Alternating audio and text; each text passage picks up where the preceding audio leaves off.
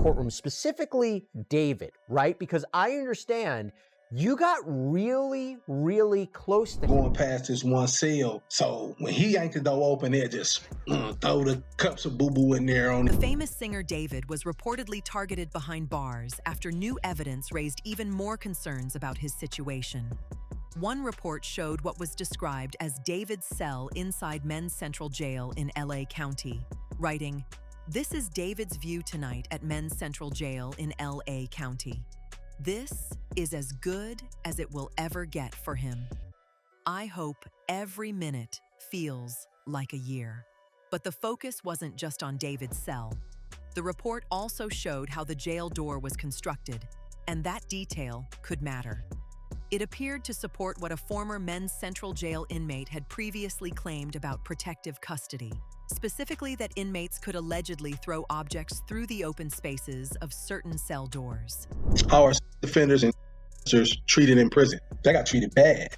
I didn't know what was going on. I didn't even think nothing about that. I just know that it was like every 15 to 20 minutes that went past, guys was going past this one cell. And it'd be like, there's three of them. One of them would grab the cell door and then be on this side like this, and then the other two would be on this side. So the one, and they did this like every 20 to 30 minutes, every like clockwork. And this one would yank the door open, and the other two on this side had cups full of and boo-boo. So when he yanked the door open, they just throw the cups of boo-boo in there on him, and then boom, close the door, lock it on him. You know, so that was crazy. But and then some was getting jumped on, some was getting slapped, extorted, some was getting having to do full favor.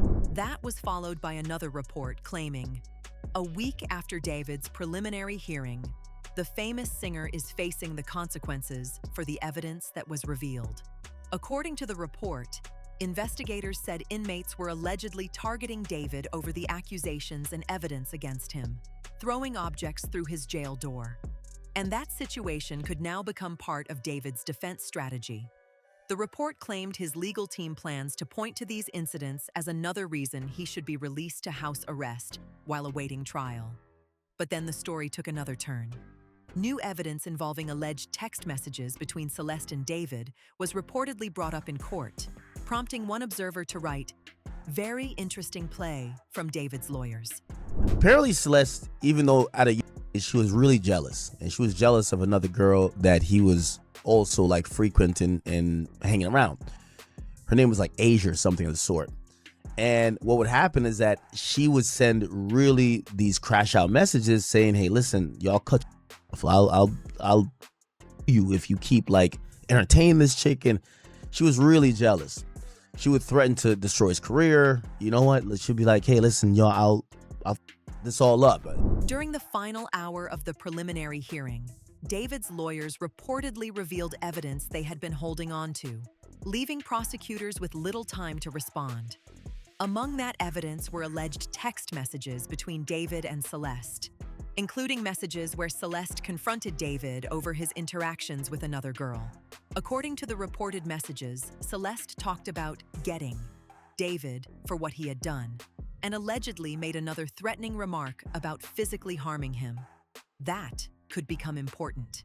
They're saying that the Celeste girl, maybe she was already talking to the cops, like, yeah, this creep is, you know, he on me. Now, granted, who knows if David was trying to leave her or whatever the case is, but look like she would also try to threaten David with that to say, yo, you know, I'm about to go tell on yo, right? Which already you should know, he should have knew that he's doing something wrong. Well, I mean, he should have knew of GP, like she's gang. But she would, allegedly, according to this complaint, she had threatened that, yo, you know, I could ruin your music career or something like that. David's lawyers now appear to be building a self-protection argument, and they may also use these messages to strengthen their request for David to remain on house arrest until trial. And there's another issue hanging over the case: David's safety behind bars. David is reportedly listed at 5 feet 5 inches and around 125 pounds, giving him a relatively small build compared with many other people in the facility. His legal team appears concerned that a confrontation with another inmate could put him at serious risk. We've learned the quote, defense strategy, I guess, besides just poking holes in the LAPD investigation, etc. Marilyn Bednarski asked Dr. if he knew anything about Celeste's history, if he talked to her family about her history. He meant, did you know if there was any history of Interestingly, prosecutors could also point to David's size from a completely different angle. They may argue that his smaller build helps explain why he could have felt intimidated by Celeste after the statements she allegedly made in their text exchanges. David's defense is clearly searching for evidence that supports its version of events, and those messages could become a major part of that strategy. Previous reports also described Celeste as becoming jealous over David, spending time with other people. One account of the messages stated, "Texts show Celeste intimidated David about getting him. I have to be very careful with the wording, but you should understand what I'm saying." The silver lining is that in a preliminary hearing, even though your defense attorney is there, they're seeing a lot of this for the first time. They're kind of winging it. Clearly, this is going to trial. People are saying he's going to accept just a life imprisonment. He's a young kid with a lot of money. He had a lot of prospect in front of him. I don't think he accepts defeat just to make sure he doesn't get a penalty. You know why? I think he looks at it like, you know what? Even if I blow trial, I got enough money. I get an appeal.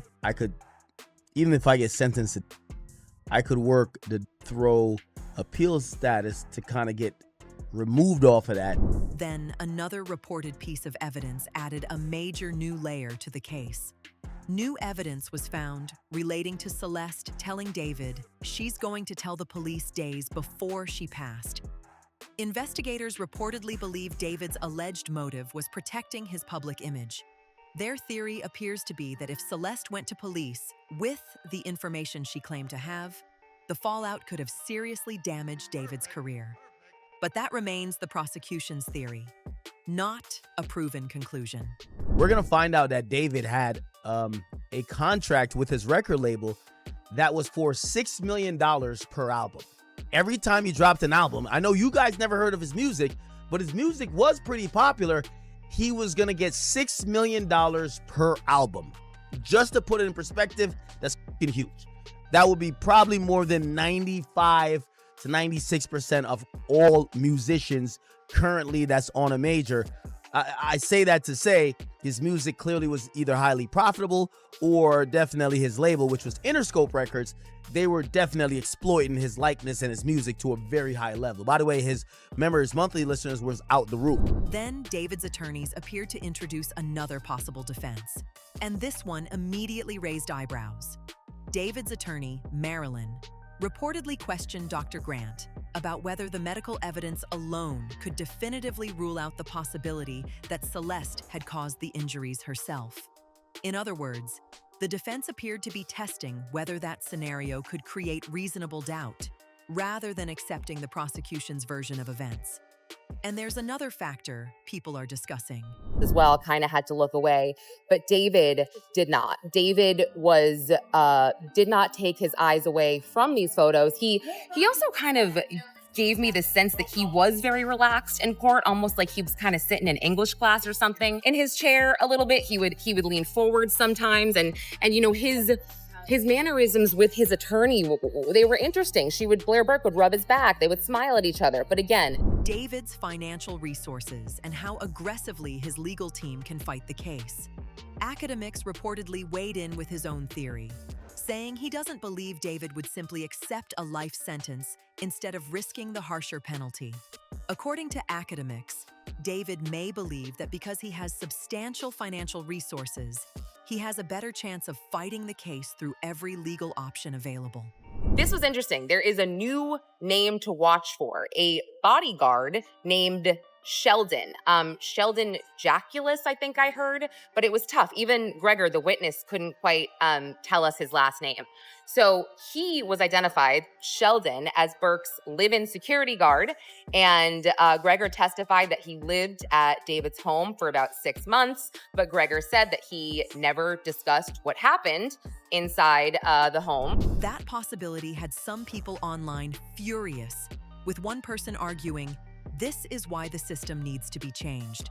Because David has money, he will take the penalty on purpose so he can get unlimited appeals, then use his money to get unlimited court hearings about his quality of life. He'll make claims he's being targeted by inmates, and it will allow his lawyers to make a case he won't even make it to his trial if he doesn't get house arrest." That's an online opinion, not proof of David's actual legal strategy. Still, the amount of money potentially available for his defense has become a major talking point, especially after academics reportedly revealed just how much David had been earning. Meanwhile, reports have offered an inside look at what David's day-to-day life in jail allegedly looks like, and the conditions sound extremely restrictive. Defendants multiple times and stood by while she out. How do they know that? Look, I got to tell you, as an old investigator, you know where I get that kind of information from? It's not from the perpetrator. To say someone stands there and watches an individual out, that comes from a witness. David is reportedly being held alone in a segregated cell and escorted whenever he leaves to shower. He's allowed to shower every other day, and reports claim those are also the only days he's permitted to make phone calls. He's said to receive just 3 hours of outdoor recreation per week, with no television access and currently no visitors. Reports also claim David has no money on his books at the moment. One law enforcement source went even further, describing the facility as dirty, smelly, and wild. But despite everything reportedly happening behind those walls, David's courtroom appearance told a different story. But basically, he detailed the trips to Santa Barbara and the fact that David's Tesla data and his cell phone data, they pinged certain towers.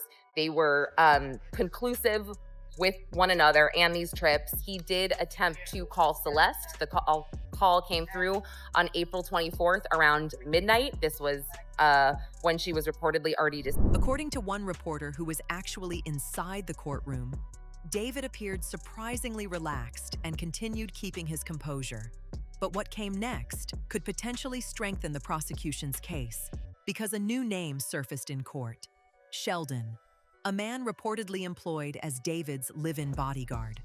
According to the records, Sheldon spent significant time around David, which could make him an important potential witness if prosecutors ultimately call him to testify.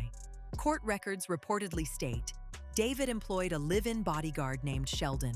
The bodyguard allegedly drove the singer and her to clubs using fake IDs. Because Sheldon was allegedly involved in those trips and frequently around the pair, prosecutors could examine what he knew about her actual personal details and what he personally witnessed. And that's where things get even more interesting. Another court report alleged that the defendant used an item towards her multiple times and stood by while she passed. Cars at the detailer getting that smoothie out. I got bit by a mosquito. My announcement is delayed. I gotta get an Uber. Half my shoes are dirty. But I'm alive. That immediately raised a major question. How would investigators know David allegedly stood there? Some people have speculated that Sheldon could be the witness behind that claim because of how closely he reportedly worked with David. However, that remains speculation unless court evidence directly identifies Sheldon as the source. David has now been ordered to stand trial following the preliminary hearing, but his attorneys can still pursue legal motions concerning the timing of proceedings and his custody status. Meanwhile, investigators have reportedly highlighted another suspicious circumstance, claiming David drove to a remote area around midnight. Authorities reportedly believe he may have been disposing of Celeste's belongings there, with reports stating that investigators later recovered her identification.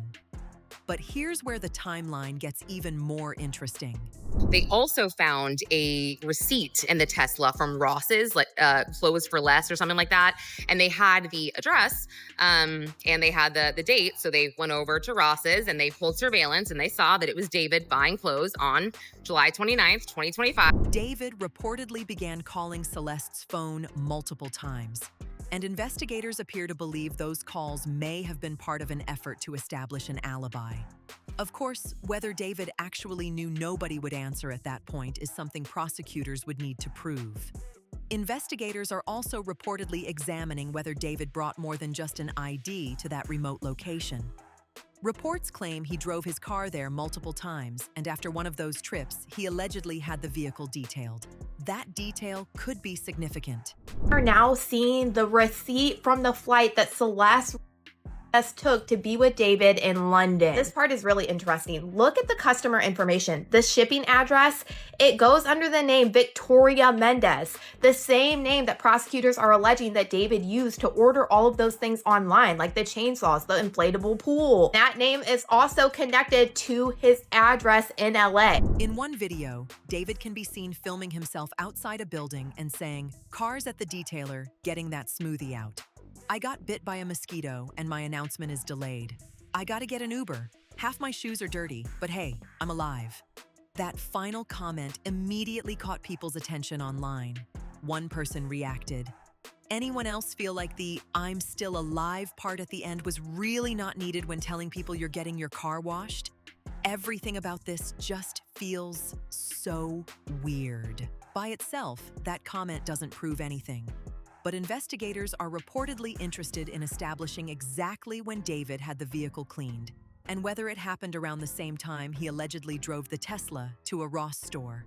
To meet his family. So, it is unclear how much David's parents or brother knew about his interactions with Celeste and if they were aware of how she was. But what we do know is that the family was ordered to come to LA and testify, seemingly in front of a grand jury as prosecutors worked to build a case against him. And in court filings regarding this whole back and forth about his family being subpoenaed to testify in LA, there was this section for each witness. Quote, "Detectives learned that Caleb Burke is the younger brother of target David Burke and has a close relationship with him.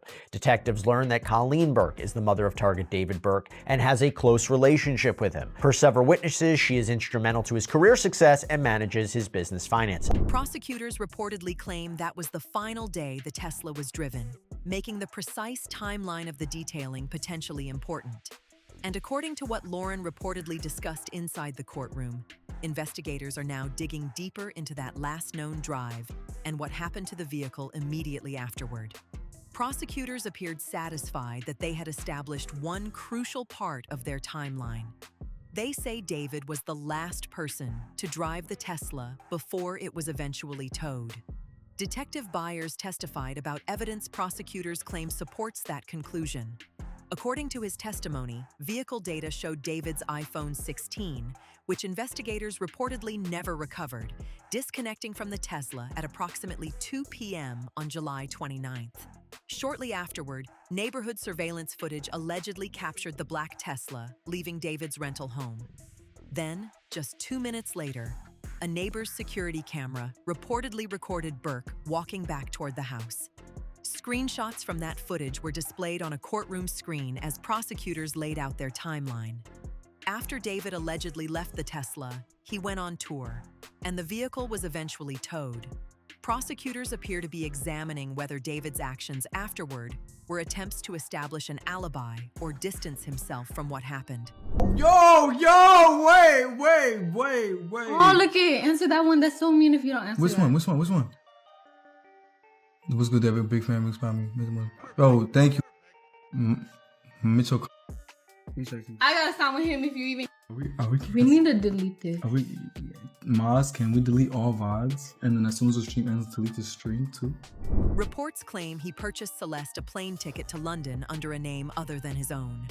Investigators also reportedly connected purchases of various items they believe could have been used for cleanup to the name Victoria Mendez. But another detail shows just how much time Celeste reportedly spent around David. One report stated, throughout 2024, Celeste spent a significant amount of time with defendant, including summer weekends at his home in the Hollywood Hills, and traveling with him to Las Vegas, London, and Texas to meet his family. That means Celeste reportedly met members of David's family, which has sparked questions online about what those around him knew and when they knew it. However, it would be speculation to claim his family necessarily knew all of her personal details or understood the full circumstances of their relationship.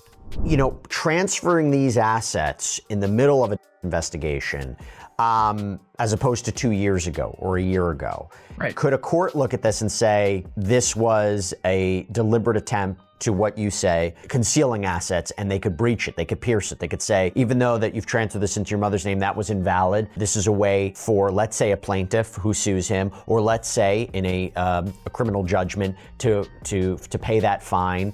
Can a court look at that and say, even though you transferred it, it's still open season on those properties? Yeah, this is what's so puzzling about this. It is a very basic premise of law throughout the country that you can't transfer assets after the event happens that would otherwise trigger collecting on those assets. So we have rules in different states. Sometimes they're called fraudulent transfers. Sometimes they're called fraudulent conveyances. There's a lot of different names for them. But the crux of it is you cannot transfer assets. Reports also claim that during one of these family trips, David appeared on a live stream with Celeste, which some viewers interpreted as a subtle introduction of their relationship.